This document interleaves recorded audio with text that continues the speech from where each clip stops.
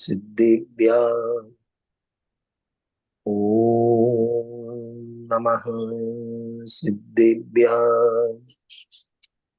ઓમ શુદ્ધાત્મને નમઃ નમો અરહંતાણં નમો સિદ્ધાણં નમો આયર્યાણં નમો વજ્જાયાણં નમો લોએ સૌવસાહનં સકલ કર્મનો ક્ષય કરી પામ્યા સ્વયં સ્વભાવ સર્વજ્ઞાની પરમાત્મને નમો કરી બહુવાર.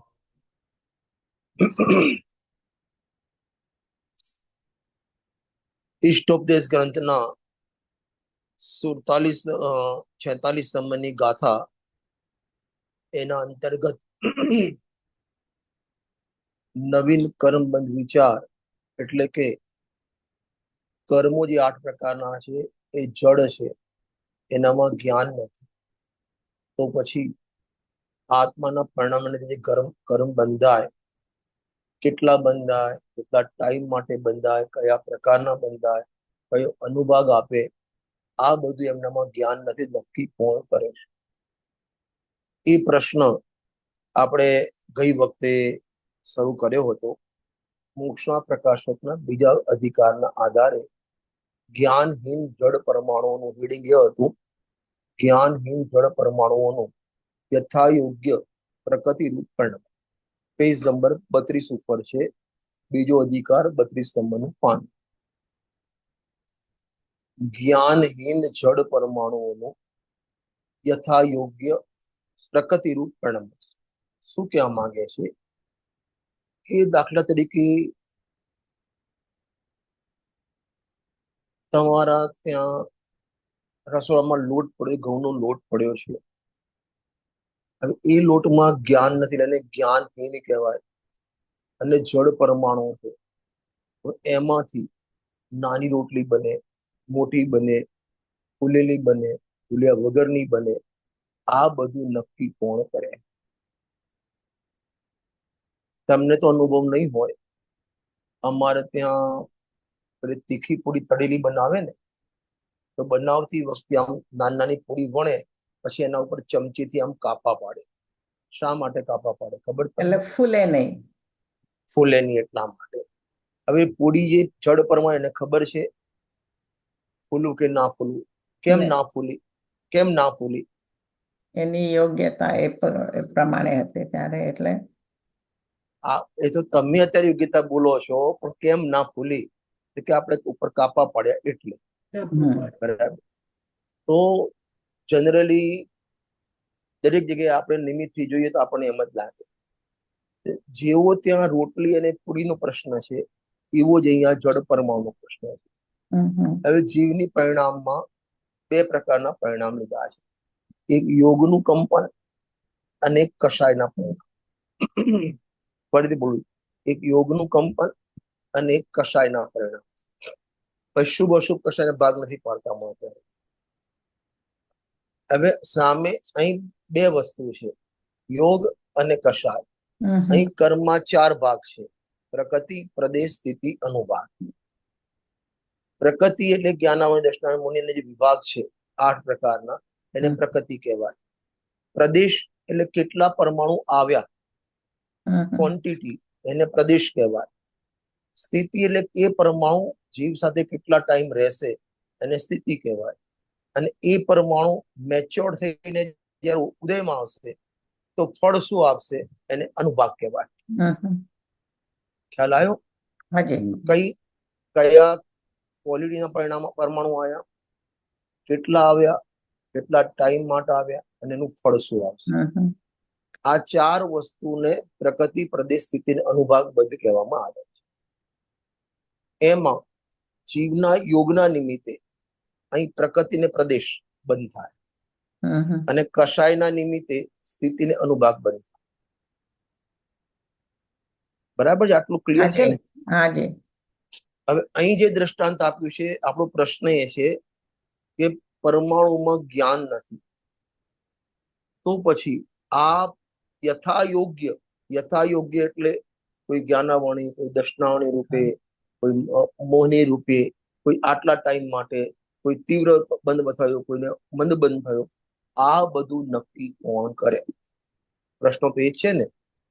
તો ખરેખર તો યથાયોગ્ય એટલે એ પરમાણુની યોગ્યતા છે. એ વખતે જીવના પરિણામ માત્ર નિમિત્ત છે. બરાબર.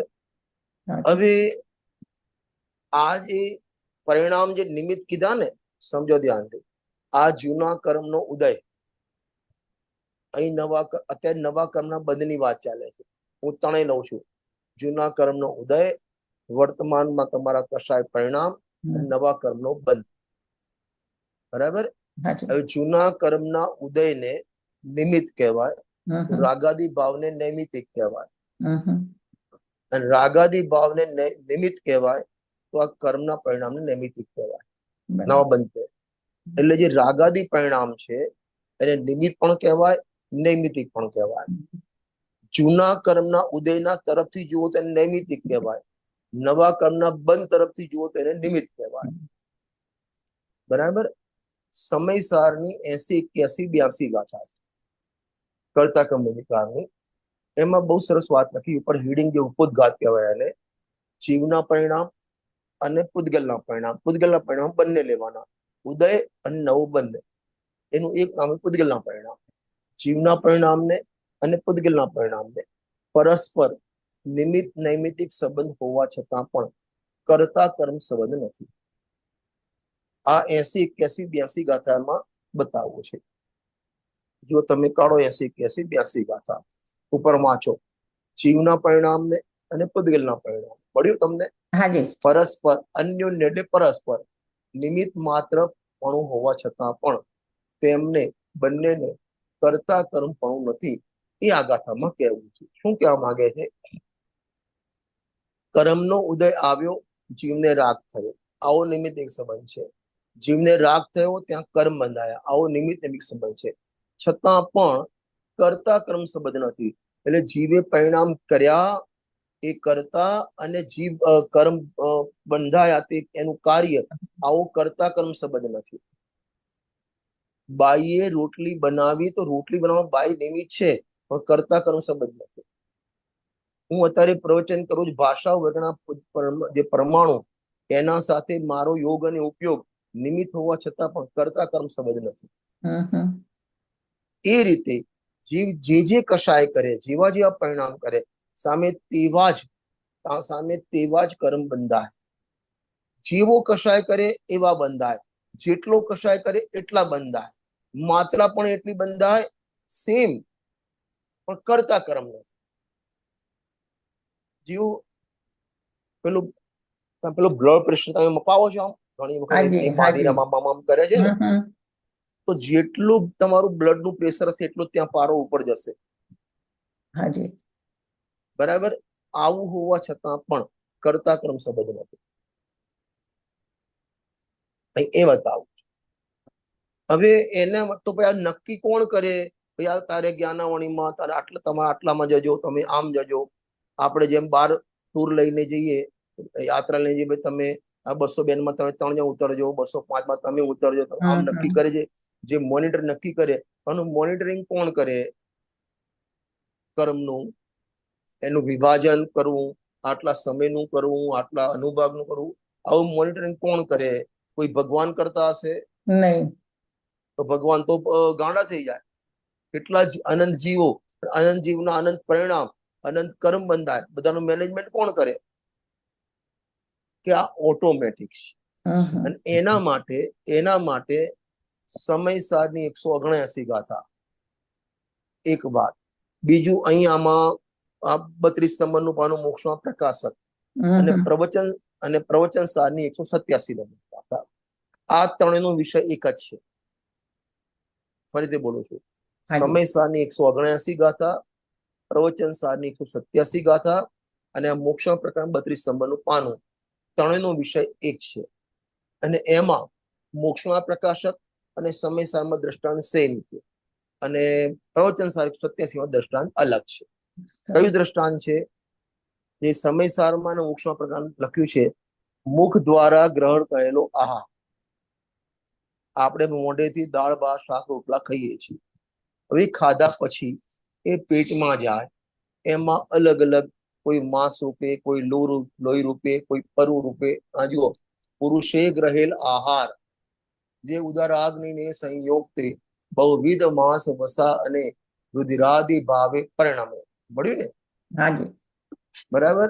હા. તો જે આપણે રોજ ભોજન કરીએ છીએ, હવે ભોજનમાં તો જ્ઞાન છે નહીં. તમે તો ભોજન રોટલી ખાઈ લીધી, હવે રોટલી ખાધા પછી પેટમાં જાય, એમાંથી ઓટોમેટિક સહજ કેટલાક પરમાણુ લોહી રૂપે પરિણમે, કેટલાક માંસ રૂપે, કેટલાક પેશાબ ને ટટ્ટી રૂપે પરિણમે, કેટલાક પરુ રૂપે પરિણમે, કેટલાક પસીના રૂપે પરિણમે.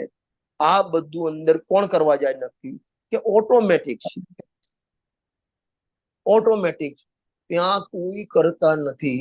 જેમ આ ભોગથી કરેલા ભોજનમાં અંદર એનું ડિપાર્ટમેન્ટ થાય, એટલે અંદર જો ડિપાર્ટમેન્ટ પણ થાય, કોઈ દાખલા તમારા પેટમાં ગયેલો 8 કલાક પછી એનું આઉટગોઈંગ થઈ જાય. ગુરુદેવ કહે છે ને, આ તો મશીન છે, 4 શેર ઘી પાયેલો મૈસૂર ખાય તો 8 કલાક પછી એની વિષ્ઠા થઈ જાય. તો એ પેટમાં તમારો 5-6 કલાક જ માલ રહ્યો. હવે લોહી બન્યું તો ઘણો ટાઈમ રહ્યો, માંસ બન્યું, હાડકા બને તો ઘણો ટાઈમ રહ્યો. તો આ બધું નક્કી કોણ કરે? કે બધું સહજ છે. જેમ મોઢાથી ગ્રહણ કરેલો આહારનું આવું વિભાજન અને સમય, આ બધું ઓટોમેટિક છે. એમ જીવના યોગ દ્વાર, ત્યાં મુખ દ્વાર લખ્યો, અહીં યોગ દ્વાર. યોગ મુખથી ગ્રહણ કર્યું તમે, એમ યોગથી કર્માણુ ગ્રહણ થયા, અને અંદર ગયા પછી વેચાયા તો કસાયથી ત્યાં ઉદારગ્નિ લખી છે. ઉદારગ્નિ વડે તો અહીં કસાય વડે બધા અલગ અલગ ડિપાર્ટમેન્ટ થઈ જાય. પણ કસાય તો નિમિત્ત છે, પણ ત્યાં કર્મમાં પ્રોસેસ થવી ઓટોમેટિક છે. એમાં સ્થિતિ પણ પડી જાય, અનુભાગ પડી જાય. અરે કર્મની 10 અવસ્થા છે ને, તમને ખ્યાલ છે? બંધ, સત્તા, ઉદય, ઉદયના, ઉત્કર્ષણ, અપકર્ષણ, સંક્રમણ, નિદતિ, નિકાચિત અને ઉપશમ. આ 10 અવસ્થા કર્મની 10 અવસ્થા કહેવાય. આ 10 ઓટોમેટિક છે બધું.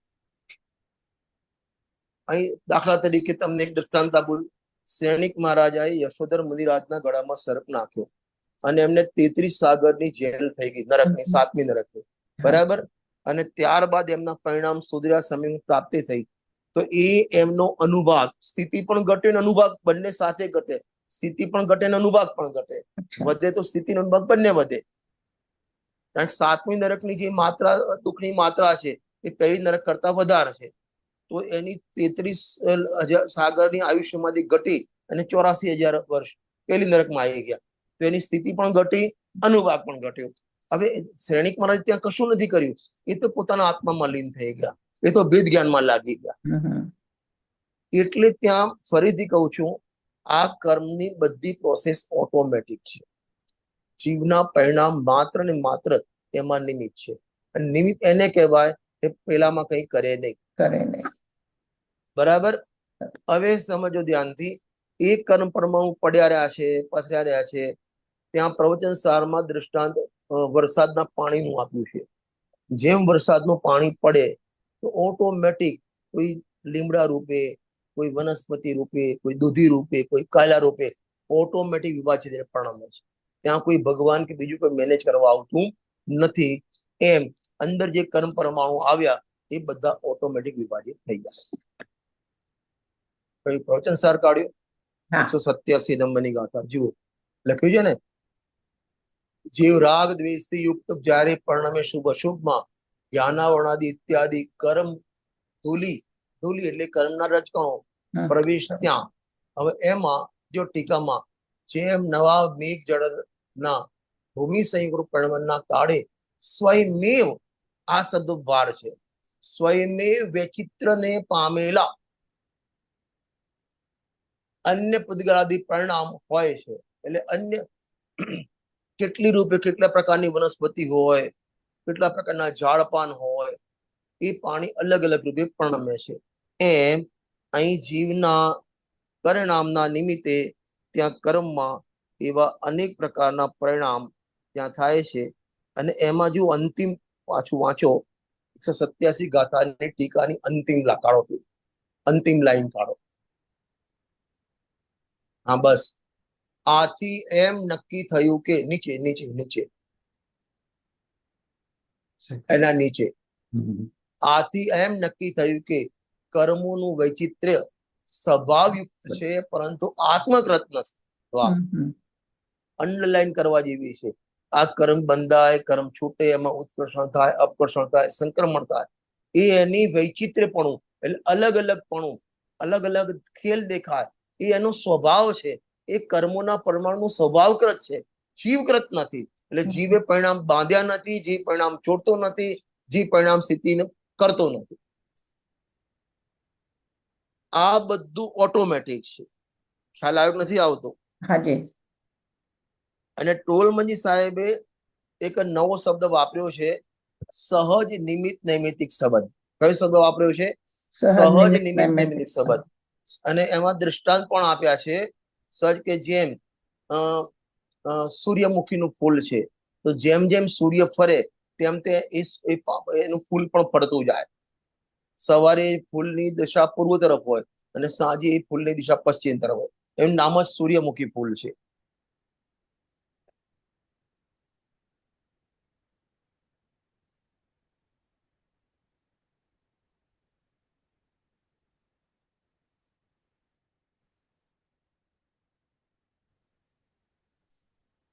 તમને એક બતાવું,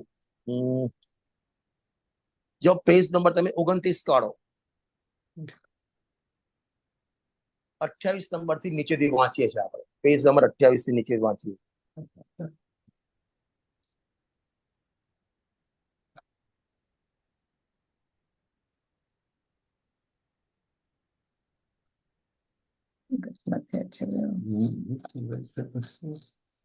અઠ્યાવીસ 28 પેજ નંબર. એના 28 છે. હા બસ બસ બસ. આ જો પહેલા આપણે જે વાંચ્યું ને હમણાં, પાનું 33 નંબર 32 નંબરના પાના ઉપર, એમાં કર્મની વાત હતી કે ભાઈ કર્મ તો જડ છે, જડહીન પરમાણુ એટલે જ્ઞાનહીન પરમાણુ, જડ પરમાણુ, આ બધું વિભાજન કોણ કરતું હશે? કર્મમાં સ્થિતિ અનુભાગ ના બધું કોણ નક્કી કરતું હશે? તો કે બધું સ્વભાવકૃત છે. હવે અહીં અલગ શબ્દ છે, નિર્બળ જડ કર્મો. કયો શબ્દ વાપર્યો? નિર્બળ જડ કર્મો. કેમ આવો શબ્દ વાપર્યો? હવે અહીં જીવના પરિણામની વાત છે. પેલામાં જીવના પરિણામના નિમિત્તે કર્મની વાત હતી, હવે અહીં કર્મના નિમિત્તે જીવના પરિણામની વાત છે. સમજમાં આવે છે? એટલે અહીં પહેલા સમજાવું તમને, શું કહેવા માંગે છે કે ભાઈ જ્ઞાનાવરણી કર્મનું કામ શું? જ્ઞાનાવરણી કર્મનો ઉદય જીવના જ્ઞાનને ગાતે. દર્શનાવરણનું કામ શું? કે જીવના દર્શન ગુણનો ઘાત કરે. મોહની કર્મનું કામ શું? કે ચારિત્ર ગુણનો અને દર્શન શ્રદ્ધા ગુણનો ઘાત કરે. બરાબર, સિમ્પલ છે ને? અંતરાય જ્ઞાન દર્શન મોહની અંતરાય કર્મનું કામ શું? કે જીવની ઈચ્છા જે પણ થાય એમાં વચ્ચે ડખો ઉત્પન્ન કરે. બરાબર. હવે કર્મ તો જડ છે, મારે આમને જ્ઞાનનો ઘાત કરવો, આમને આટલો ઉદય કરવો, આટલું આમને પરેશાન કરવું. હવે જડમાં કર્મ હોય તો એવું જ્ઞાન નથી, પછી કઈ રીતે થાય નક્કી? એટલા લગ નિર્મળ જળ કર્મો દ્વારા જીવના સ્વભાવનો ઘાત તથા બાહ્ય સામગ્રીનું મળવું. દાખલા આપણને 12માં શરીરમાં રોગ આવે તો શેના ઉદયથી? પાપના ઉદય, અસાતાના ઉદયથી આવે. રૂપિયા પૈસા મળે છે કે સાતાનો ઉદય કહેવાય. હવે સાતાનો ઉદય હોય કે અસાતાનો ઉદય, બંનેમાં જ્ઞાન તો છે જ નહીં. તો પછી હું આમને શરીરમાં રોગ આપું, આમના શરીરમાં દુખાવો ઉત્પન્ન કરું, આમના શરીરમાં કેન્સર ઉત્પન્ન કરું, આમના શરીરમાં લકવા ઉત્પન્ન કરું, આ નક્કી કોણ કરે? કર્મ તો જડ છે બિચારા.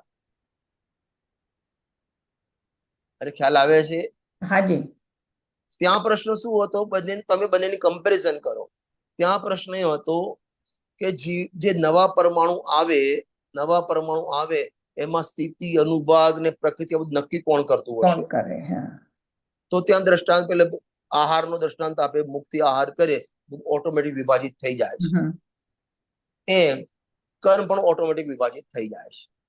એટલે એ કર્મનું વૈચિત્ર્ય આપણે 187 કથામાં જોયું, એ કર્મનું વૈચિત્ર્યપણું એટલે અલગ અલગ પ્રકૃતિ બંધાય, અલગ અલગ સ્થિતિ બંધાય, અલગ અલગ અનુભાગ બંધાય. આ એનું વૈચિત્ર્યપણું, અલગ અલગપણું એ સ્વભાવકૃત છે. એટલે એ પરમાણુનો સ્વભાવ છે, જીવકૃત નથી. બરાબર. હવે અહીં કર્મના ઉદય આને અનુકૂળ ઘાતી નિમિત્તે અનુકૂળ પ્રતિકૂળ સામગ્રી મળે અને ઘાતી નિમિત્તે જીવના પરિણામનો ઘાત થાય. હવે કર્મ તો જડ છે, તો કઈ રીતે ખબર રજનીભાઈને માથું દુખાડવું છે એ કર્મને કઈ રીતે ખબર પડે?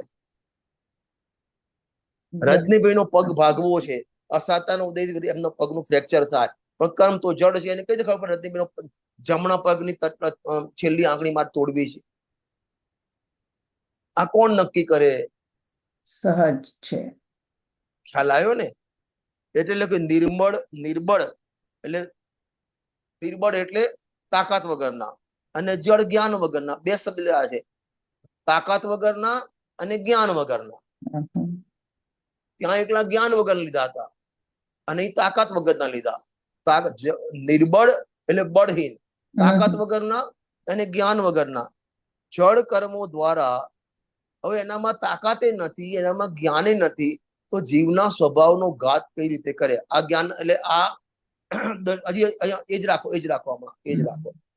આમાં સ્વભાવનો ઘાત, એમાં ઘાતીકરણ લીધા, તથા બાહ્ય સામગ્રીનું મળવું, એમાં અઘાતીકરણ લીધા.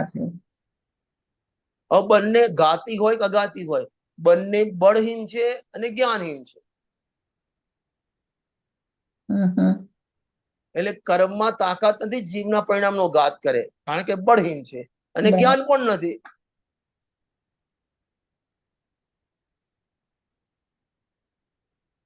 હવે જો એનો પ્રશ્ન વાંચો, તમે જરા વિશેષ ખ્યાલ આવશે.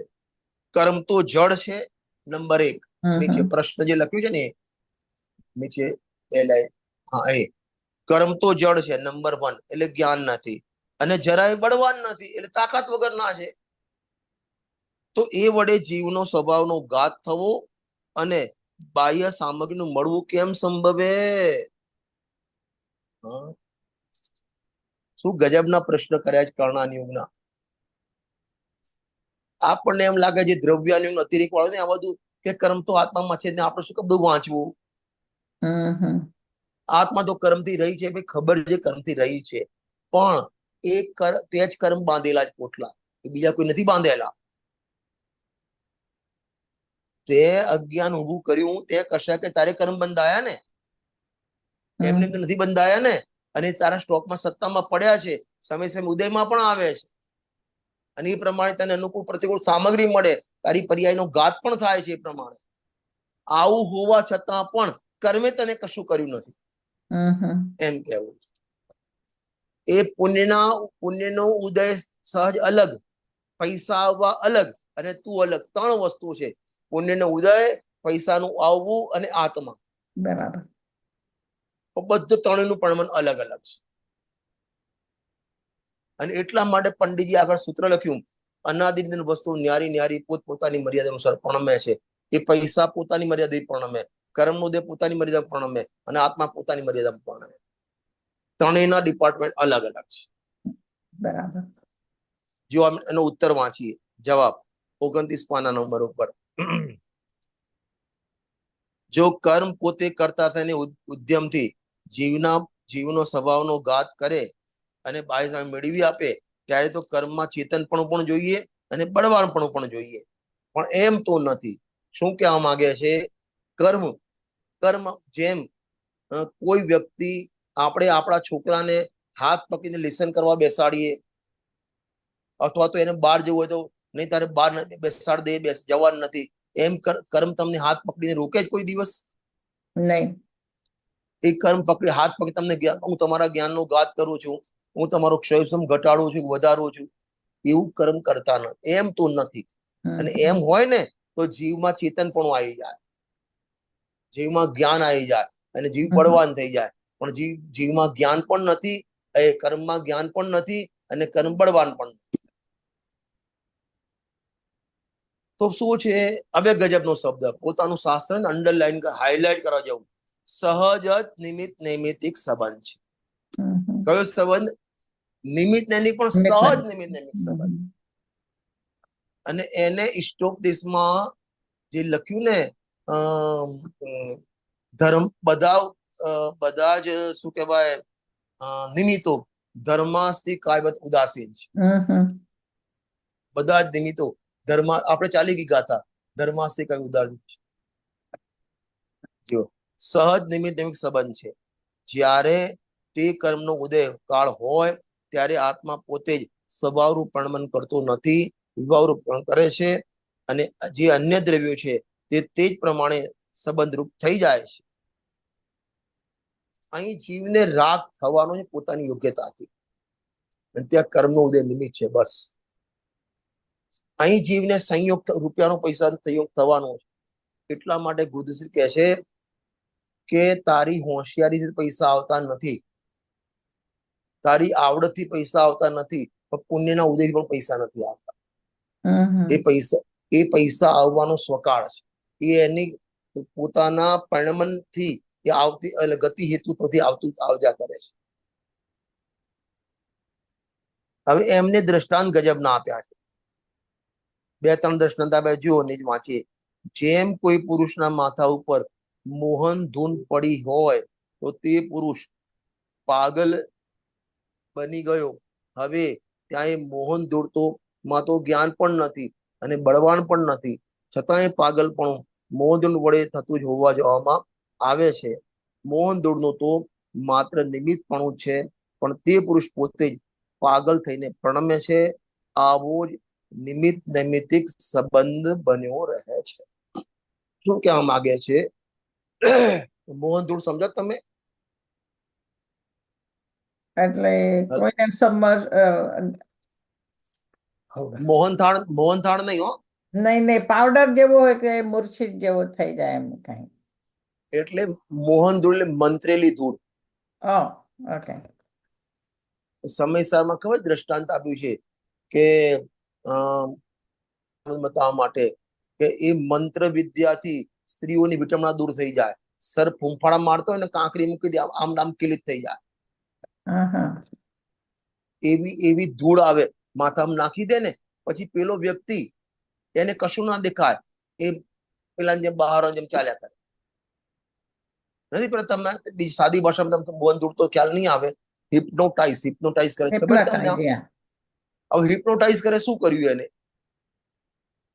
તમારું જ્ઞાન એ સમયે તમારું જ્ઞાન મૂર્છિત થવાનું હોય. આમ આમ આમ કરે. હવે એને તો આમ આમ કર્યું, પણ તમારો જ્ઞાનનો એ વખતે કાળ મૂર્છિત થવાનો હતો. આને સહજ નિમિત્ત નૈમિત્તિક સંબંધ કહેવાય. જુઓ, તમને કેટલા દ્રષ્ટાંત મળશે. તમે સવારે 10 વાગે પશ્ચિમ દિશામાં ચાલો છો, બરાબર? સૂર્ય તમારો પડછાયો આગળ આગળ ચાલે છે. કાળો પડછાયો પડે, એ પડછાયો કેમ પડે બતાવો? સહજ પડે છે, નિમિત્ત નૈમિત્તિક સંબંધ છે. એ પડછાયો સૂર્યથી પડ્યો કે તમારા શરીરથી પડ્યો? બંનેથી નહીં. ખરેખર તો એ રોડ ઉપરના જે પરમાણુ છે ને, સહજ કાળા થવાની અવસ્થા છે. એ વખતે એનો કલર વર્ણ ગુણની પર્યાય બદલાવાનો સહજ. તમે જેમ જેમ ચાલો એ પડછાયો પણ એમ એમ ચાલે. એ તમારા ચાલવા થતું નથી કે બહારના પ્રકાશથી પણ થતું નથી. એ સહજ નિમિત્ત નૈમિત્તિક સંબંધ કહેવાય. પવન આવે, કપૂર ને પાંદડા હલે, સહજ નિમિત્તિક સંબંધ છે. પવન આવે, સમુદ્રમાં મોજા આવે, સહજ નિમિત્ત. 80-81 ગાથામાં સમયસારમાં સમુદ્રનું દૃષ્ટાંત આપ્યું. ખ્યાલ આવે છે ને? તમને ખબર છે, તમારે તો ત્યાં અનુભવ ના હોય. તમારે ગામડામાં સવારે 5 વાગે ને એટલે કુકડા બોલે. તમારે તો ત્યાં અમેરિકામાં કુકડા ખબર ના હોય. બોલતા હશે પણ અહીંયા સાંભળવા મળે નહીં. સાંભળવા મળે તમારે પુણ્યનો ઉદય નથી થાય. શહેરોમાં ના સાંભળવા મળે ને આ બધા કુકડા ને બધા ઓલા સાવ ગામડાઓ હોય ને અહીંયા આગળ કદાચ હોતા ત્યાં જે રાખતા હોય. એટલે તમને પુણ્યનો ઉદય નથી એવો. અમારે અહીં પુણ્યનો ઉદય ખરો. હવે સવારે અહીંયા આગળ અમારે એલાર્મ ક્લોક રાખવી પડે. એમ નહીં તો એક કુકડો સવારે 5 વાગે કેમ કૂકુ કરે છે? એ સહજ છે. સહજ હવે એ કુકડાને 5 વાગી ગયા, ખબર કુકડો નથી. ખબર નથી, પણ સહજ. બરાબર. એમને બરાબર. ખબર છે આપણામાં એક નિમિત્ત વિદ્યા, નિમિત્ત જ્ઞાન છે. હા. આપણા જૈનોમાં એક નિમિત્ત જ્ઞાન છે. એને આમ જોઈને ખ્યાલ આવે કે આમ થવાનું છે. તમને ખ્યાલ કહું, હમણાં જ આપણે શ્રુત પંચમી પર્વ ગયું ને આપણે હમણાં, હાજી. તો પુષ્પદંત અને ભૂતબલી મુદિરાજ, એ તો નામ પછીથી પડ્યા, પણ એ બંને મુદિરાજ સાઉથમાંથી આવે છે. બે એ વખતે જે મુનિરાજ હતા, જેમને એમને જ્ઞાન આપ્યું, શું નામ એમનું, ભૂલી ગયો, દર્શનાચાર્ય. દર્શનાચાર્ય. તો દર્શને છે સવારે 2 સપના આયા, અને સપનામાં 2 સફેદ બળદ આવતા દેખાયા. તો એમને નક્કી કહી દીધું કે કોઈ 2 મુનિરાજ, યોગ્ય મુનિરાજ આજ અહીંયા આવશે. તીર્થંકરની માતાને 16 સપના આવે. બરાબર. અને એમાં છેલ્લું 17મું, 16 ને 17મું સ્વપ્ન, એ મુખમાંથી વૃષભ પ્રવેશ કર્યા છે. આ નિમિત્ત જ્ઞાન કહેવાય. અને એના ઉપર સવારે માતા, એમણે આપણે સોનગઢમાં જોયું હશે, માતા પિતાને પૂછે કે મને આવા સપના, અજબ સપના આયા, એનું ફળ શું હશે? તો એ 16 સપનામાં એ તીર્થંકરના અલગ અલગ ગુણ બતાયા. અને 17મા સપનામાં તમારા ગર્ભમાં, મુખમાં પ્રવેશ કર્યો ને, તમારા ગર્ભમાં તીર્થંકરનો જીવ પ્રવેશ કરી ચુક્યો છે. આ હવે જુઓ, તીર્થંકરનો પ્રવેશ કરવો, અને એ વખતે એવું સપનું આવવું કે ઋષભ મોઢામાં પ્રવેશ કરે છે, આ બધું સહજ છે. સહજ.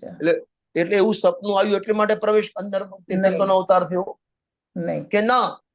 અને એમને સપનું આવ્યું, સિંહ દેખાયો, એટલે ભાઈ તમારા તીર્થંકરજી એકદમ પરાક્રમી થશે, તો સિંહ દેખાયો માટે પરાક્રમી છે કે ના? આને કહેવાય સહજ નિમિત્ત નૈમિત્તિક સંબંધ. સહજ નિમિત્ત નૈમિત્તિક સંબંધ. અરે બીજાની વાત જવા દો, જે આપણા પ્રત્યક્ષની વાત કરું છું. પૂજ્ય ગુરુદેવ શ્રી જ્યારે પહેલું આપણું મંદિર બન્યું, સિમંદર ભગવાનનું મંદિર, સોનગઢ પહેલવેલું મંદિર બન્યું, એ વખતે બંને બહેનો, પૂજ્ય માતાજી બંને ત્યાં ગયા હતા, શાંતાબેન ને ચંપાબેન, ત્યાં જયપુર પ્રતિમાજી લેવા. તો નાટાના ત્યાં 3 પ્રતિમા, જેમ અત્યારે જેમ બિરાજમાન છે ને, એમ ત્યાં 3 બિરાજમાન હતી, અપ્રતિષ્ઠિત. એમને કીધું અમને આ આપી દો. અમને ત્યાં જોયા ને જ ગમી ગઈ. તો પેલા કીધું આ તો બીજાની છે, બીજાના ઓર્ડર નહીં બને, કે જે હોય અમારે તો આ જ જોઈએ. અને ત્યાંથી પછી પેક કરી, કેમ તમે જાઓ, હું પેક કરીને મોકલી આપીશ. કે ના, અમારા ભગવાન અમે જોડે જ લઈશું. તો એ વખતે ગાડીમાં બેઠા, પાછળ લગેજનો ડબ્બો હોય ને, ત્યાં એ બોક્સ મૂક્યા. દરેક સ્ટેશનમાં ઉતરીને ત્યાં જોવા જાય બોક્સ બરાબર છે કે નહીં. અને જ્યારે એ ગાડી સોનગઢ પહોંચવાની હતી ને, તો એ વખતે ગુરુદેવ રાતે સપનામાં 3 લાઈટ દેખાય. આપણે બધાને ખબર છે ને, 3 લાઈટ દેખાય. અને 3 લાઈટ દેખાય, એમને કીધું 3 ભગવાન આવે છે. એ વખતે મોબાઈલ નહોતા, ફોન નહોતા, ટેલિગ્રામ નહોતા, અને એ જ્ઞાન એમને થયું, નિમિત્ત જ્ઞાન કહેવાય. બરાબર. તો હવે 3 લાઈટ દેખાઈ માટે 3 ભગવાન આવ્યા, 3 ભગવાન આવવાના માટે 3 લાઈટ દેખાઈ નહીં. આ સહજ સંબંધ કહેવાય. આ બાજુ એમને 3 લાઈટ સપનામાં દેખાવી, આ બાજુ 3 ભગવાન આવવા, અને સહજ નિમિત્ત નૈમિત્તિક સંયોગ કહેવામાં આવે. બસ એ જ રીતે આ બાજુ પુણ્યનો ઉદય, અને આ બાજુ એ પરમાણુનું, પૈસાના પરમાણુ ત્યાંથી ક્ષેત્રાંતરે તારા સંયોગમાં આવવું, આને સહજ નિમિત્ત નૈમિત્તિક સંબંધ કહેવામાં આવે. આ બાજુ પાપનો ઉદય આવવાનો, પાપના ઉદયના પરમાણુ અલગ, અને શરીરમાં રોગ થયો પરમાણુ અલગ. 2 પરમાણુ વચ્ચે અન્યોન્ય અભાવ છે. પરમાણુ ગણો તો અત્યંત અભાવ, અને સ્કંદ ગણો તો અન્યોન્ય અભાવ. આવો અભાવ હોવા છતાં પણ પાપના ઉદયથી શરીરમાં રોગ આવ્યો, એમ આવું કહેવું, અને સહજ નિમિત્ત નૈમિત્તિક સંબંધ કહેવામાં આવે છે. બરાબર. ખ્યાલ આવે છે? જો કોઈના મરણ થાય ને, પછી રાતે 10 વાગે મરણ થયું, 10 વાગે રાત વાગે, તો એને સંસ્કાર કરે નહીં. 2 દિવસ સવારે 8 વાગે સંસ્કાર કરે, તો રાતે 10 કલાકમાં મળદું ફૂલી જાય. બરાબર. એ કોણ ફૂલાવા ગયું? સહજ. અહીં બિચારો રોજ એક્સરસાઇઝ કરે, ટોનિક લે, શક્તિની દવા લે તો પણ બોડી ફૂલતું નથી. મતલબ વગર કરે આવું એટલે આવું ને આવું ત્યાં વગર કરી કોણ ફૂલાવા ગયું? કોઈ નહીં. સહજ નિમિત્ત એમ એક સંબંધ છે. હમ હમ તમને ખબર છે, તમે ગેસ ઉપર તપેલી મૂકો, હમ હમ ગેસ ઉપર તપેલી મૂકો અને એમાં દૂધ મૂકેલું છે, ને તો ઉભરાય ગરમ થઈ જાય તો એમ નહીં તો, અને ગેસ ચાલુ છે, દૂધ ગરમ થાય કે તપેલી ગરમ થાય?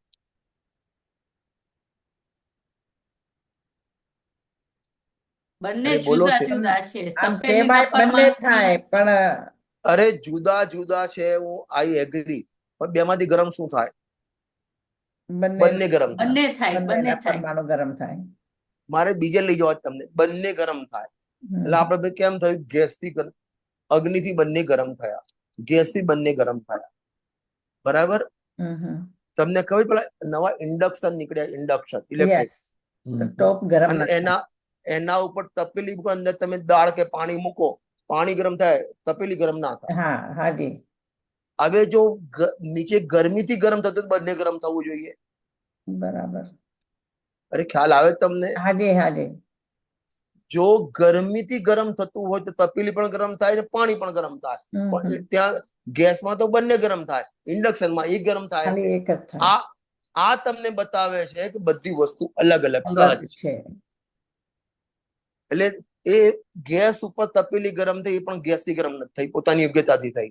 અને દૂધ ગરમ થયું એ પણ પોતાની યોગ્યતાથી થયું. અને ઇન્ડક્શનમાં એ વખતે તપેલીની યોગ્યતા નહોતી ગરમ થવાની.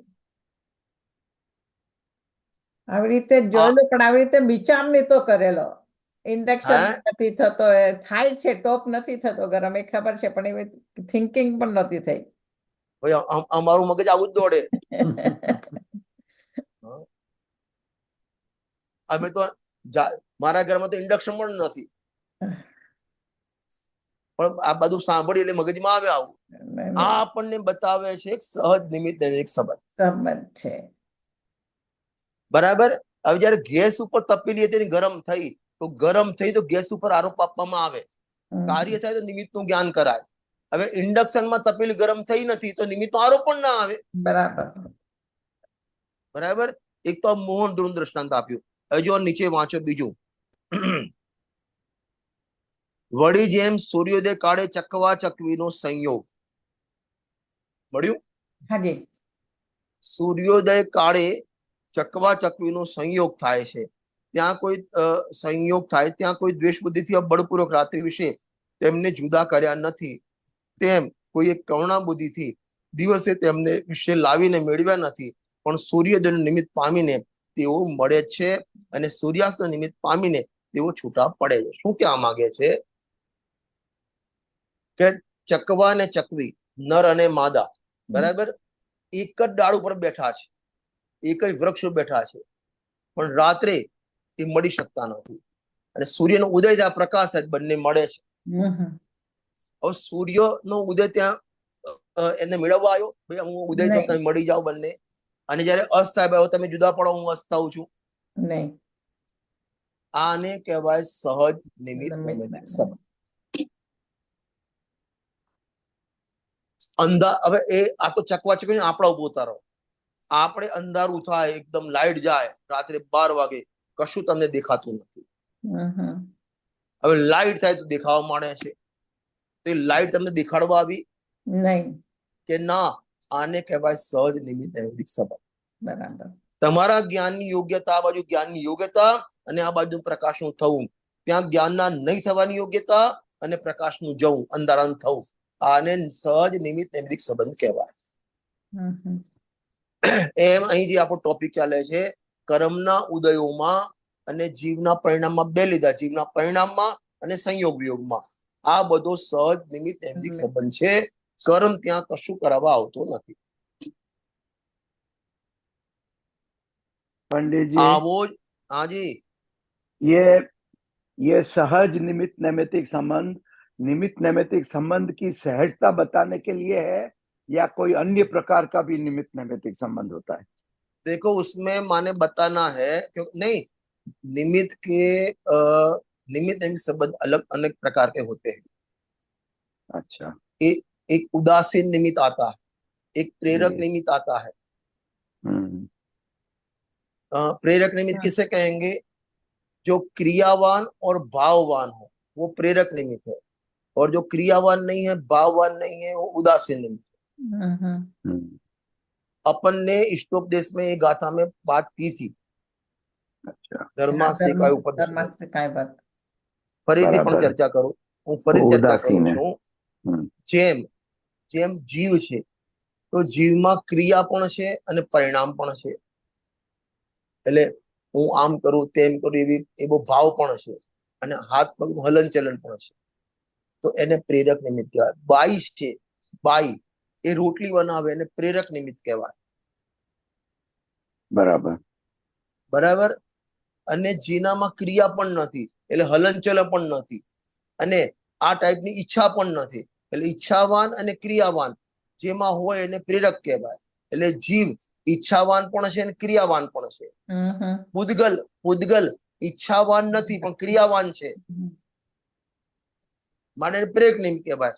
જ્યારે ધર્મ અધર્મ આકાશ ને કાળ એમાં ક્રિયા પણ નથી અને એમાં શું કહેવાય એવા ભાવ પણ નથી, ઈચ્છા પણ નથી, માટે એને ઉદાસીન નિમિત્ત કહેવાય। બરાબર આવા જૂના બરાબર ગમમાં ઉદાસીન ને પ્રેરક નિમિત્તના ભેદ પાડ્યા હોવા છતાં પણ ત્યાં ઈષ્ટોપદેશમાં કીધું પ્રેરક નિમિત્ત હોય તો પણ ઉદાસીન છે અને ઉદાસીન નિમિત્ત હોય તો પણ ઉદાસીન જ છે। નિમિત્ત એટલે સંયોગનું જ્ઞાન, ગુરુદેવની ભાષા। એ રોટલી બને हाँ તારે સંયોગમાં પણ આ બે નહોતા, ભાઈ નહોતા, બસ આ નિમિત્તનું જ્ઞાન કરાવું, આનું નામ નિમિત્ત। हाँ मेरा प्रश्न पंडित जी ये था कि हाँ किसी भी प्रकार का निमित्त हो, प्रेरक हो चाहे उदासीन हो, सबको अपन सहज ही कहेंगे ना, ये कहना है। हाँ हाँ सहज उदासीन निमित्त देखो, जो टोडरमल जी साहब ने सहज शब्द यूज किया, हाँ हाँ मेरा हाँ, पूछने का मतलब है कि ये तो सबके लिए वो लगता सहज है। माने उदासीन, सहज माने उदासीन। ઓકે उदासीन ओके फिर से बोलता हूँ, निमित्त प्रेरक निमित्त उदासीन निमित्त, लेकिन प्रेरक हो कि उदासीन सब उदासीन ही है। उदासीन निमित्त जी कहो कि सहज कहो एक ही बात है, हाँ हाँ हाँ माने ओके उसमें कुछ उनका करना नहीं है, ऑटोमेटिक हाँ है, पर मेरा उसमें कहने आप का कर मतलब भी है सब निमित्त नैमित्तिक जो है स्वभाव वो सहज है, सहज ही है, ये कहना है। सहज हाँ बराबर साबा सहज ही है। हाँ ओके थैंक यू हाँ जी બરાબર। એટલે આ પ્રમાણે બે ટોપિક આપણે ચર્ચા થઈ, જીવના પરિણામે કર્મ બંધાય એ પણ ઓટોમેટિક સહજ છે, અને કર્મના નિમિત્તે જીવની પરિણામ ઘાત થાય કે સંયોગ થાય આ પણ સહજ છે, બરાબર। સમય થઈ ગયો છે, બાકી ચર્ચા નેક્સ્ટ ટાઈમ કરશું। હાજી જય જિનેન્દ્ર જય જમીન।